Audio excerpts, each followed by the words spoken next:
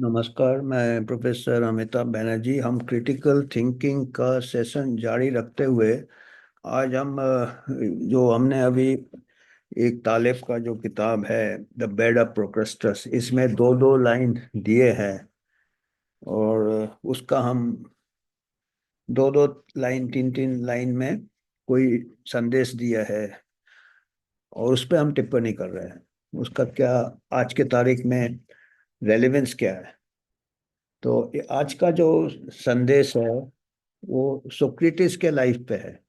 Socrates का life क्या है उसके ऊपर उन्होंने लिखा है। सोक्रेटिस आपको मालूम होगा ग्रीक के पुराने फिलोसोफर थे। बहुत पुराने फिलोसोफर थे ग्रीक के। 400 BC, बिफोर क्राइस्ट। चार बिफोर क्राइस्ट 400 मतलब 2500-3000 साल पहले के थे वो।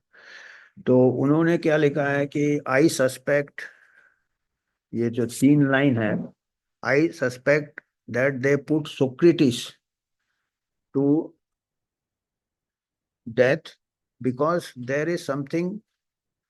वो कह रहे हैं कि उनको एक प्रकार से डेथ सेंटेंस दिया था सोक्रेटिस को। अब उसके बारे में हम थोड़ा बताएंगे, आप लोगों को भी मालूम होगा, पर थोड़ा रिवीजन के लिए कि सोक्रेटिस को इसलिए सुनाया था, उनको जहर पीने के लिए बोला था वो हेमलॉक। जिससे देर is something terribly unattractive, alienating and non-human in thinking with too much clarity। ये कह रहे हैं कि अगर कोई आदमी बहुत क्लैरिटी के साथ सोचता है, बहुत क्लियर थिंकिंग है, और वो क्या है, वो दूसरे को वो अच्छा नहीं लगता, अनअट्रैक्टिव लगता है। एलिनेटिंग, एलिनेटिंग मतलब दूसरे से उसको दूर कर देता है। और नॉन ह्यूमन है मतलब वो ह्यूमन नहीं लगता है। तो वो इसका मतलब ये कहना चाहते हैं कि बिल्कुल ठेठ ठेठ आपको सच बोलोगे तो आप काफी दुश्मन बना लोगे। और सोक्रेटिस का क्या प्रॉब्लम क्या था इसमें, इनको अकेले किसी ने नहीं ये किया था, उनको मारा था, पर उनको हेमलॉक पिलाने पीने के लिए बोला था स्टेट एडमिनिस्ट्रेशन। उस टाइम के जो एंशियंट ग्रीस, ग्रीस है जो है, यूरोप में जो ग्रीस है, वहाँ के ये फिलोसोफर होते थे सोक्रेटिस। एग्जीक्यूशन ऑर्डर दिया था। एथेनियन ज्यूरी, एक ज्यूरी बैठा था, 500 लोगों का ज्यूरी बैठा था। He was sentence to death. उसके चार्जेस क्या लगाए थे? इम्पायटी, इम्पायटी मतलब आपने आदर नहीं किया अथॉरिटी को, impiety. And corrupting the youth of Athens. आप यंग लोगों को गुमराह कर रहे हो, करप्ट कर रहे हो। After a trial that was influenced by political factors, political fact, he died by अपना ही उन्होंने आखिरी कदम ले लिया। Willingly drank the poison himself in prison. Prison में उसने हेमलॉक खुद ही पी लिया। उसको सेंटेंस किया था। द ट्रायल क्या किया था? 500 लोगों ने। The charges was mixture of religious and political in nature. Political and religious charges लगाए थे। एक्यूजिंग हिम ऑफ जो नॉट रिकॉग्नाइजिंग द स्टेट्स, जो उनका उस टाइम का जो गवर्नेंस था उस स्टेट का। उनके ग्रीक मैथोलॉजी में भी काफी गॉड्स होते थे, ये होते थे, और उनको नहीं मान के उनको क्वेश्चन करना। उसके अलावा क्या करना है कि जो यंग लोग थे उनको सोचना सिखा रहे थे, क्रिटिक जैसे अभी हम इसमें थिंकिंग सिखा रहे हैं। पर अभी तो ऐसा है कि कई लोग थिंकिंग सिखा रहे हैं, कई लोग यूट्यूब, तो अभी अकेला कोई खड़ा दिखता नहीं है। भीड़ भाड़ में हम भी हैं। उस टाइम वो अकेला करता था तो वो काफी प्रभाव करता था। अभी इतने लोग कर रहे हैं कि कोई किसी को नहीं सुन रहा है। तो इसलिए हम स्टेट के लिए डेंजर नहीं, किसी के लिए डेंजर नहीं है, जो सुनेगा सुनेगा।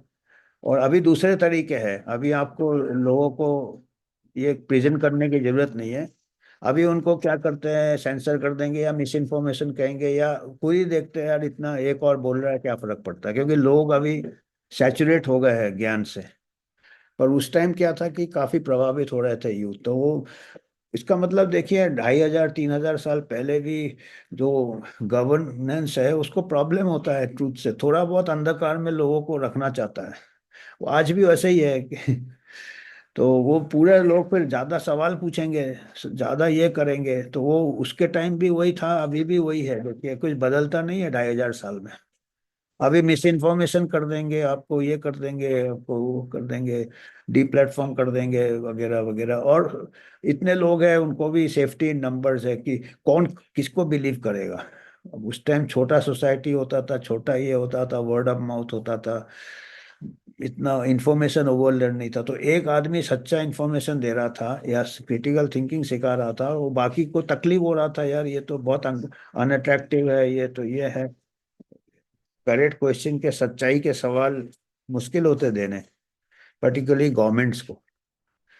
फेंकना पड़ता है ना गवर्नमेंट को, तो वो फेंकू, ये नहीं चलता है। तो मेथड उसको वो दे दिया था, रिफ्यूजल टू एस्केप। उसको मौका दिया था कि आपको भागना है भाग जाओ यहाँ से, इनको आप गुमराह ना करो, पर उसने रिफ्यूज कर दिया। उसने वर्डिक्ट मान लिया। और हेमलॉक, तो उसमें ये आज का हम यही है कि अभी यही है, हमको यही बताना था कि हम ये देख रहे थे। और देख रहे थे कि आज और पहले 5 2,500 साल में भी प्रॉब्लम है सच्चाई से। सभी को प्रॉब्लम है, जो लीडर्स है उनको प्रॉब्लम है, पॉलिसी मेकर्स को प्रॉब्लम है, कई बार साइंस को भी प्रॉब्लम हो जाता है, क्योंकि आजकल साइंस भी काफी कन्फ्लिक्ट ऑफ इंटरेस्ट, शायद पहले भी होता होगा। साइंस का जो, साइंस से जो उनको फायदा होता है, तो वो हमेशा साइंस में भी कई बार सच्चाई को अच्छा नहीं लगता है, क्योंकि साइंस से भी प्रॉफिट होता है, साइंस का भी यूज होता है, साइंस से भी मार्केटिंग हो रहा है, साइंटिफिक टेक्नोलॉजी का। और सच्चाई से क्या है, थोड़ा फीका पड़ जाता है उनका मार्केटिंग। तो आज हमको यही छोटे छोटे मैसेजेस है, हम सोचते हैं कि छोटे छोटे मैसेज में हमको ज़्यादा गहराई वाली बातें ज़्यादा रहते हैं जितना छोटा मैसेज है। तो आज हम इतना ही बात करेंगे। धन्यवाद।